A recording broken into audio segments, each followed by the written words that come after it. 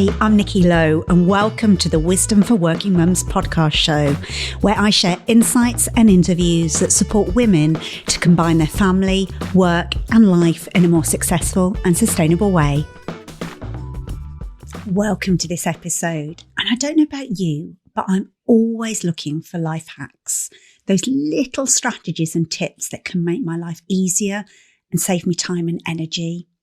So when today's guest reached out to me to let me know about her Sunday routine that takes the stress and overwhelm out of being a working mum, I wanted to learn more. My guest is Toni-Ann Mayembe from Real Happy Mom. Toni-Ann is a full-time dentist, a reservist in the Navy, and the blogger and podcaster at Real Happy Mom. She's a wife and mother to 2 boys, and she understands the struggle of juggling work, home and life. And she's here to share her tips and insights to make our lives easier. Toni-Ann is here to share with us the top things we need to prepare on a Sunday to make the week ahead amazing as a working mum. And she shares 5 things that can help us feel more calm and in control for the week ahead. And I think you're going to like what she's got to say. So I won't keep you any longer. Let's welcome Toni-Ann. So welcome, Toni-Ann. Thank you so much for joining me on the Wisdom for Working Mums podcast show. Yes, and thank you so much for having me. And I'm even more grateful because you're speaking to us all the way from Florida at a very early hour in the morning. So that's dedication for this. Anything for you, Nikki. I appreciate it. So I always love to start with my guest story. So how you came to be where you are today. So you're obviously a full-time dentist. You're a reservist in the Navy, a mother of 2, but you're also a blogger and podcaster. So tell us the story. How did this all come about? Yeah, so I think a lot of moms, we go through a lot of the similar things. And it's funny because a lot of times I felt like I was this unicorn and only these things happen to me. Not everybody else is going through it. But I went through the same thing that I'm pretty sure you're listening and you probably have felt this, where you have your child, you spend all of this time and energy trying to make sure that they're fed, loved, and cared for. And in the process, you kind of lose yourself because you've invested so much time and energy into them. And I got to a point, it's in particular with my first son, where I was doing so much trying to be this perfect mom that I literally didn't know the things that I like to do. And I remember specifically the day I went to work and I was talking to one of my colleagues and he was like, yeah, so what do you like to do for fun? And I was like, I don't know. Like, and that was my wake up call. Like, something is not right. Like, this is not normal. Like, you don't even know what you like to do for fun. I was like, okay. So I got into some of the mom Facebook groups and reached out to other moms and talked to them and found out I'm not a unicorn. Like, this happens to a lot of moms. And then I found out a lot of the problems I'm having, these moms are having too. So I was like, wait a minute. I'm like, first of all, where are the resources, especially the resources for working moms to help them with the whole balance that you hear a lot about, but I like to call it more of alignment, as far as the alignment between work and home. So you don't feel like, you're doing more in one place than the other, or more so that your values are lining up with your actions and how you're spending your time. So yeah, I saw how, these moms are doing it and I saw there was resources out there. So I was like, hey, let's make a place where there are resources for a working mom. So that's how Happy Mom was started. But really, I just learned so much in the process that I was like, other moms need this too. So that's how it all kind of came about. Brilliant. So how do you fit the kind of the blogging and podcasting around your work? Yeah. So really, I've gotten really good at making sure that I have set times to do certain things. And my kids have gotten very respectful. They know when mommy's recording, leave her alone. Or my little one, he's the best. He will come in and he'll be like, Mommy, you're recording. He'll sit down and he'll play his game or do whatever he is doing. And everything's great. So I think one, it's been helpful to have the support from my family to actually do the things that I want to do. And then also two, just getting really serious about like blocking out time each week for different things that I want to do so that I don't feel like I'm doing too much, because a lot of times I'll get like, how do you do all that? And in my mind, I'm thinking it's easy. Like you just make sure you have time for it. But I know a lot of times it doesn't come as easy or come as naturally to other moms, but really it comes to support and time blocking. I love that. And I think there's so much goodness in what you've said about the alignment piece. I can really relate to that because I'm very much like you. I'm not a fan of balance, but I'm about alignment and integration. I love that you're role modeling for your children that, you know, what it is to have a passion and to create the space for that and create the boundaries and create the respect in your family for those boundaries. So that in itself, I think, is just inspiring to hear. Today, we're obviously talking about how to start your week off right to ensure kind of that productive week ahead. And I think that's so relatable for so many mums. But what led you to create this Sunday routine? Yeah, so the Sunday routine came about because, again, I'm doing a lot of things. I'm juggling and I wear a lot of hats. And I just felt like I would get to the end of the week and just kind of be like, oh my goodness, like I made it. Or things would be so chaotic that I just would forget things. Really, it was forgetting things that really bothered me the most. And I was like, it has to be a better way to doing this. Like, it has to be a better way for me to be able to manage all of these things, not forget everything. Because the one thing that I do want to point out is that a lot of times we depend on our minds and our memory, but our brains aren't meant to be storage devices. We're not supposed to remember everything. Our minds are made to process things and to come up with solutions. So I found out ways that I could stop relying on my memories, stop relying on, things just naturally just happening and being wonderful, and started really being proactive and getting things prepared so that I wouldn't have to have those moments where I'm feeling like my life is a big chaotic mess. Love that. And I'm always curious about how kind of people's minds work. It's the psychological mindedness of me. I'm naturally like that, but that's my training. Have you always been organized and productive? So are you just capitalizing on strengths you've already got, or have you had to learn the hard way to do this? I will say, yes, it does come a little bit easier for me, but I feel like being a mom, I feel like, of course, for all of us, that takes us to a whole new level of organization. So it does come a little bit easier for me, but I have found that when I get a little too relaxed and feel like, oh no, I don't want to do this, that's when my life is a little bit crazy. And I've learned to be more consistent with making sure these routines are in place. I love that. Yeah. And I think that's great. And I think so many people can relate to that Sunday night. Oh my God, what's happening in the week ahead? Who needs to be where? That mental load that we kind of, and it's often the invisible mental load that we tend to carry as mothers. And how do we externalize that? And also, how do we make sure it's not just us that's carrying it? So I love that you've come up with this kind of formula and approach. But why do you believe that routines are so important for us as mothers? Yes, routines are really, really important. And a lot of times when we think of routines, we think of routines for our kids, but routines are just as important for us as adults and especially as moms. But routines do a couple of things for us. One, it gives us a little bit more consistency, especially when life happens. At least we know that when I do these things will happen. Two, it gives us that kind of sense of security and gives us that just feeling that, things aren't just out of control. So the way I like to think about it is when you go to work and your boss comes and tells you hey, you're going to be working today, but I'm not going to tell you what time you're going to go to lunch. You're going to go home, but I'm not going to tell you when you're going to go home. And there's some other things you're going to do, but I'm not going to tell you when that's going to happen. You would be a mess. You'd be like, wait, what? I don't know what I'm going to eat. I don't know what I'm going to be doing. It really kind of sends your mind kind of all over the place, and routines just kind of help to kind of guide you and let you know okay, these things are going to happen, and gives you that, like I said, sense of security and gives you that consistency. And then we're on three, it also helps with making things a lot easier for yourself, because I feel like as moms, we we have a lot going on, and especially with the kids. Our kids can make it really, really fun and interesting, especially when they're little. And by having these routines in place, you can help eliminate a lot of the stress that you're having so that you can have that consistency, you can have that kind of security blanket. And then also too, like you have things in place so that you don't have to think about it. Because again, like I said, I don't like to rely on my memory so much. I want to make sure that I'm doing things so that I can be more proactive instead of reactive. I love that. And I'm naturally somebody that other people perceive me as organized, but I have to work at being organized. It's not my natural tendency.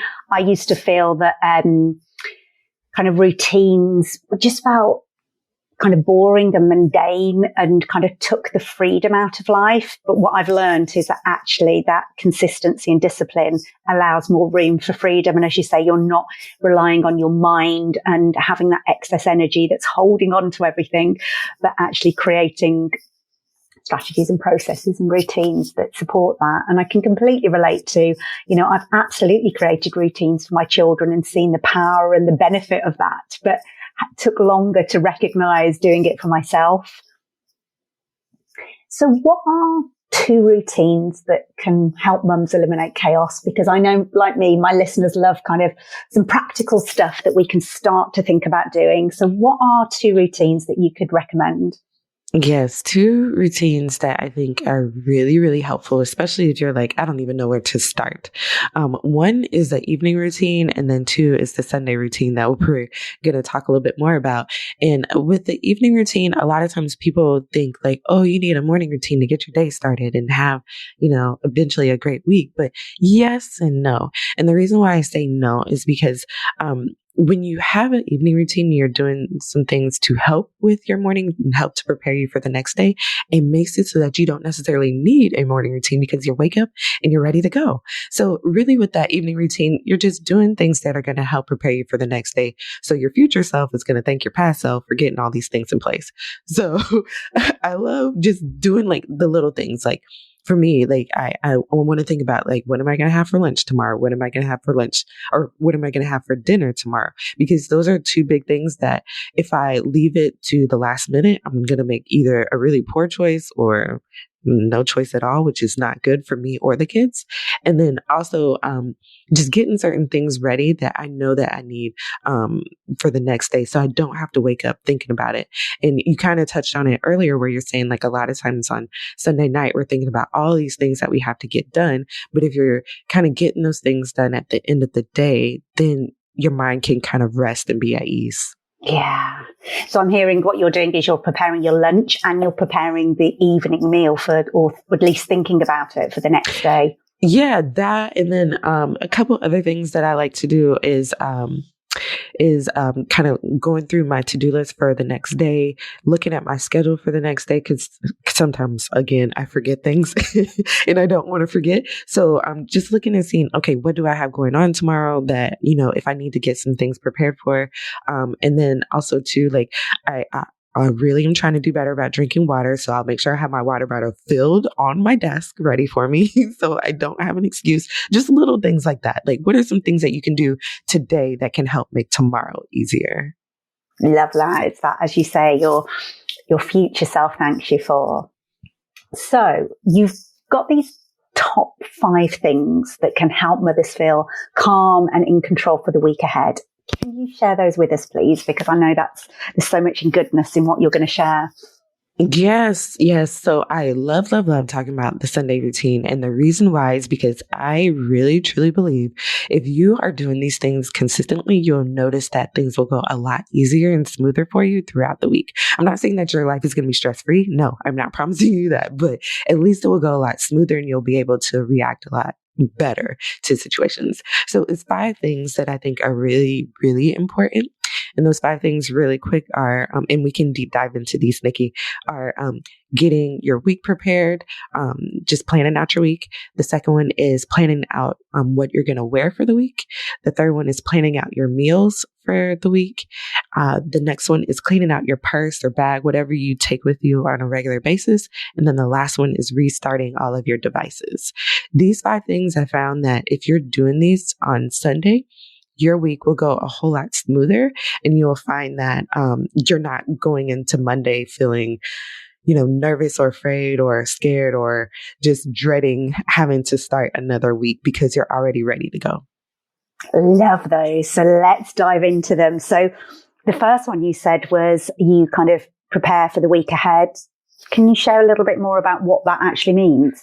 Yeah. So a lot of times, like, we tend to think about our schedule and think about what we have to do. So, like, for instance, you have to go to work, you have to do kids drop off and pick up, but we forget about some of the things that the kids have to do or our significant other. So really taking time to really look at what everybody has going on and seeing, okay, like, are there certain things that I need to get prepared? So the one thing that really would drive me crazy is if I forgot about, the spirit days at the kids' school. So they'll have like Wacky Wednesday or certain dress up days. So I want to look and see, like, okay, is this a week that they're doing dress up? Like, do I need to have certain things ready? So getting things ready for them. And then also looking at my husband's schedule and looking and seeing, okay, like, are there schedule conflicts? Are there certain things that are overlapping? Do we need to get a babysitter? Do I need to rearrange things or reschedule certain meetings and things like that. But really looking at everyone's schedule and as well as yours. And then last thing too with this one is really just taking some time to block out time for yourself. And you hear me talk about time blocking a lot. And I've just found that it's a lot easier versus you kind of like, specifically saying what you're going to do, each minute or each hour of the day, but having certain blocks or chunks of time. Like, okay, I know this chunk of time I'm going to be making phone calls. This chunk of time I'm going to be cleaning or working around the house. This chunk of time I'm going to be working, whatever it is. But I find that things are a lot easier to manage and to get done when you have a certain amount of time to get it done, or a certain amount of time that you want to try to beat the clock and get it done. But really just looking and seeing like how you can be more efficient, but also making sure that you're making time for yourself, because as moms, it's easy for us to fill our schedules with everyone else's different events and things that they have going on, and we forget to make time for ourselves. So really, really be very, very intentional in making time to do things you want to do, or making time for yourself to do just nothing. Yeah, I love how you approach this in such an intentional way. And what it's kind of making me think is about how you're approaching your family life with real, almost organizational approach. So in an organization, we would absolutely think about sitting down as a team and kind of looking at, our plans and what we've got coming up. But often, and I know that I've fallen into this trap, and so many of my clients I speak to, is that we don't necessarily bring all of our organizational skills into the home. But I'm hearing you really do that. Yes, because I know we spend a lot more time at work, but when we come home, this is kind of our safe haven, and we don't want to have chaos at home. Yeah, absolutely. So number 2 was planning what you're going to wear. So tell us a little bit more about that. Yes. And this is really, really simple. So I don't like to rely on my memory. And there's this real thing out there called decision fatigue that I really try to make sure that I eliminate in the day. And basically with decision fatigue, you pretty much get to a point where your mind is exhausted with making decisions. So I have found that getting certain things prepared in advance will help me to use that brain power to make decisions on things that are actually important, and help eliminate that decision fatigue at the end of the day that I typically feel like. And it usually comes when the kids or my husband is asking me, like, what are we going to have for dinner? Which drives me crazy, because I'm like, I don't know, just pick something, because my mind is just done at that point. But simply just getting your clothes out or having your clothes ready to go at the beginning of the week helps with eliminating that decision fatigue, because you already have it already picked out. So for me, I wear a uniform to work every day, which makes it easy. But again, I make it even easier for myself by literally having everything on the hanger, from the socks to the underwear, shirts, everything is all on the hanger ready to go. So I literally grab it and just keep moving on with my day. I'm not thinking like, oh no, should I wear this with this with that? Again, I'm using that decision-making power on something that's not really important. And I could be using it a little bit later in the day instead of, using up all that time trying to figure out if I want to wear stripes or polka dots. So I really like to look and see, okay, like what all are the clothes that I need for work? Are there special events that are happening, date nights, meetings, those kind of things? Having those clothes ready, because it's nothing worse than you're getting ready to go and you find out like, oh, this shirt has a tear in it or a stain in it and you can't wear that anymore. And now you have to pick something else and you're running around trying to figure out, oh my goodness, what am I going to wear? So that kind of helps with that problem. Love it again. And I've heard from several different people now, the power of doing this. And actually, it's reminded me, I understand the power of doing it, but I'm still not doing it. So you've inspired me to Yes. actually start doing it. And so the third thing you talked about was planning your meals as well. So tell me a little bit more about how you do this. Yeah, and I keep this really simple. So I'm not really big into the whole meal prepping. Like, don't get me wrong. Literally, all I'm doing is taking a piece of paper, writing Monday through Sunday, depending on how I'm feeling, maybe Monday through Friday, but just literally writing down a menu of what we have already in the refrigerator that I can make for lunch and dinner. So I already know what I can make. I know I have stuff to make spaghetti. I know I have things to make steak and potatoes, whatever it is on the menu. So again, when you get to the end of the day, you're not getting stressed out thinking like, oh my goodness, what are we going to have for dinner? You literally look up at that menu that's on the refrigerator, wherever you want to put it. And okay, today we're going to have chicken and rice because that's what's on the menu. Or if you don't want chicken and rice, you have a couple other things to pick from too. So literally just writing out a menu for the week, just based off of what you have. So, you don't have to go to get any additional groceries or anything like that. Cause a lot of times we have a lot of things that we can already use to make dinner. Like we feel like we have to go and get more and more groceries. Like, no, just look and see what you have, make a menu, and then kind of stick with that.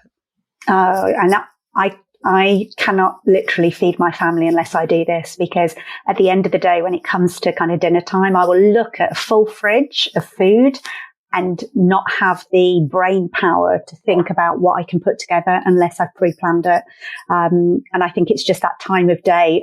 We spoke earlier, I'm a morning person. So come kind of 6 o'clock at night, my kind of mental capability and my energy is really kind of at its lowest. So unless I either batch cook or at least, as you said, have a list of, okay, these are the things that I've thought that we could have this week. Which one am I going to pick? So yeah, I'm a big user of that approach. And actually, if I don't do it, I'll get to the end of the week and think, oh my God, that food's gone off. There's so much wasted food in this fridge. So yeah, love that. And number 4 was one, when I read it, I was like, oh, I love that you do this on a weekly basis, which is cleaning your purse or your bag out. So tell me how this came about as part of the routine. Yes. Funny story. I was getting ready to leave one day and I could not find my keys. I was going all over my house looking for my keys. I asked my husband, my kids, I'm like, where are my keys? And I actually started to have a really bad attitude towards my husband because I just knew he took my keys. Where are my keys? And I could not find them. And do you want to know where they were? They were at the bottom of my purse. I could not find them because it was underneath all of this stuff. So I make sure that I take time to really go through and kind of dump out my purse. Sometimes I'll take a backpack to work depending on how I'm feeling, but really take time to kind of dump everything out. Take everything that needs to be out and put it away, and everything that needs to be in the purse back in there. Because nothing's worse than you're trying to find something and you can't, because you have this mountain of things inside of your bag or your purse. And I love that you make it a weekly ritual, because I don't do it as consistently. And then I'll get to a point where I'm like, oh my gosh, I need to give this all a clear out, because it's, and one of the things that I'm terrible at doing is, obviously now we pay mostly with cards, don't we? And if I'm in a rush when I'm in a shop, I put the card somewhere different to where it normally goes. And I try and do it consistently that it goes back in the same slot in my purse. But I'll be like, oh my God, I'll get to the next shop and think, I can't find it. What did I do with it? Have I left it? So having that consistency where you just put order back into your bag, I think is brilliant. So this 5th one is about restarting your devices, which again was one I was like, oh, I haven't thought of consistently doing that. So again, tell me why this is important as part of the routine. Yeah, so I think we're at a day and age where we all have some sort of device. I know if you're listening, you're probably listening on your phone or a tablet or something. So we all have different devices, and the one thing that I know that drives us crazy is when these devices don't act the way that we want them to. And a lot of Yeah. times, what happens is that we are using these devices so consistently that we have lots of apps running. So for me on my phone, I'm not gonna lie to you, I am like the app queen. I have 1,000,001 apps on my phone, even though I don't use half of them. I just like having them. I don't know why. Yeah. And my husband teases me all the time. Like, he's like, I don't know how you use up all the memory on your phone. And I really don't know either, but I do. Anyways, one of the things that messes with the memory on my phone is when I have all of these apps running in the background. And a lot of times what happens is we'll close these apps out thinking like, oh, they're closed out, they're fine. But what happens is they're actually running in the background.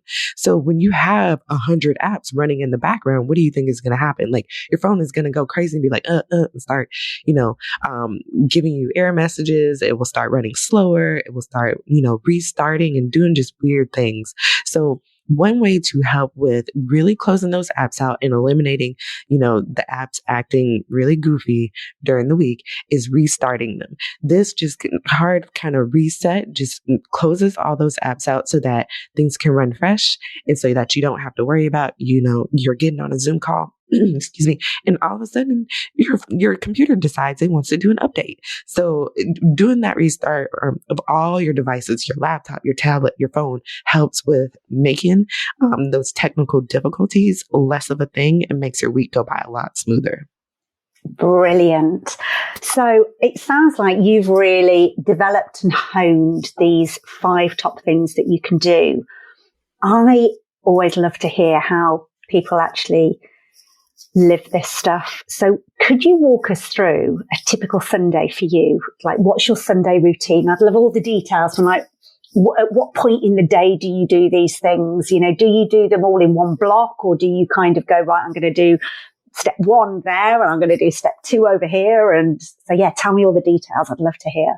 Yeah. So one thing that I've really been trying to do better about is really noticing my energy levels and kind of doing tasks that are consistent with my energy. So not trying to push myself to do tasks that, are requiring a lot of energy to do or a lot of mental power. So when I know that I'm tired, like, and usually that happens around like 1 or 2ish o'clock, I know that I'm not going to give myself something that's going to require a lot of energy. So sometimes I will start this around that time.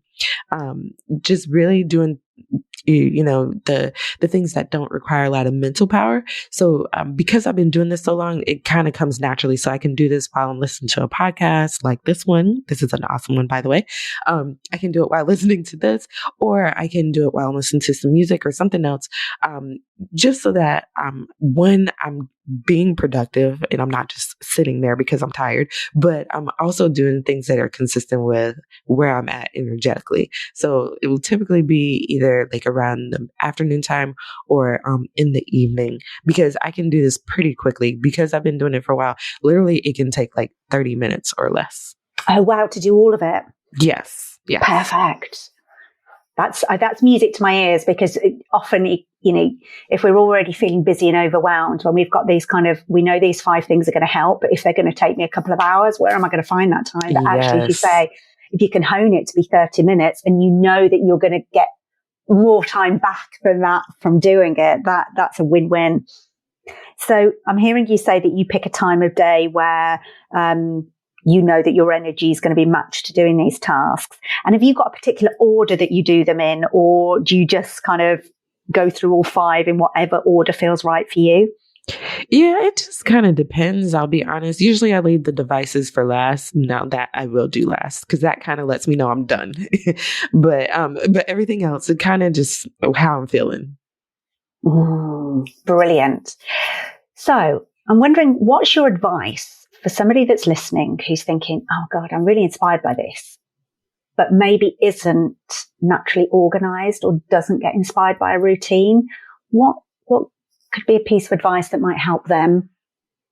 Yeah, I get it. A lot of times, like people hear routines and they're like, I don't want to do routines. I don't like routines. And I get it. But if you really look at your life, you already have some routines that are already built in. So it's better to build in some good ones than having those not so good ones that aren't really serving you. So one thing I would say just to, I'm sorry, Nikki. So one thing I would say to really just kind of help with getting things started is just putting like a reminder in your phone to at least like alert you like, okay, it's time. Like I need to, kind of get things started here. And then just do one thing. One thing. A lot of times we try to do like 10 all at one time. I would pick one thing and get started with that and then build on that from there. Love that. And I think it's, as you say, it's then habit stacking, isn't it? You can build from there. Yes. So if there's just one thing that you hope a working mum who's listening to what you're saying takes away today, what would you want that to be? Yeah, the biggest thing is just do something. And one thing, I always like to go back to one. One is a nice number. Do one thing that, again, your future self will thank you for it later. Like doing that, I promise will, again, give you that motivation or at least help you to see like how things can be a lot easier when you start to implement some of these different routines in your day and your week to make things go back a lot easier and a lot smoother for you. So just pick one thing that your future self will thank you for. I love that. And so how can people find out more about you and your work? Share with us where we can find you. Yes. So wherever you're listening to this podcast, just go up to the search bar, type in Real Happy Mom. You'll find me there. A lot of the same things that we're talking about here, we share over there, as well as some other fun topics as well. In addition, you can find me on social media at Real Happy Mom. I'm Real Happy Mom everywhere. Pretty easy to find. Brilliant. And I'll put all the links in the show notes so people can click through to those. So thank you, Toni-Ann, for joining me, especially so early in the morning, and for sharing all of your practical tips. So I'm going to go away and start implementing some of these, and I will share with you how I get on. Yes. And thank you, Nikki, so much for having me. I really, really appreciate it.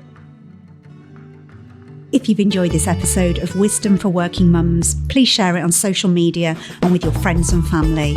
I'd love to connect with you too. So if you head over to wisdomforworkingmums.co.uk, you'll find a link on how to do this.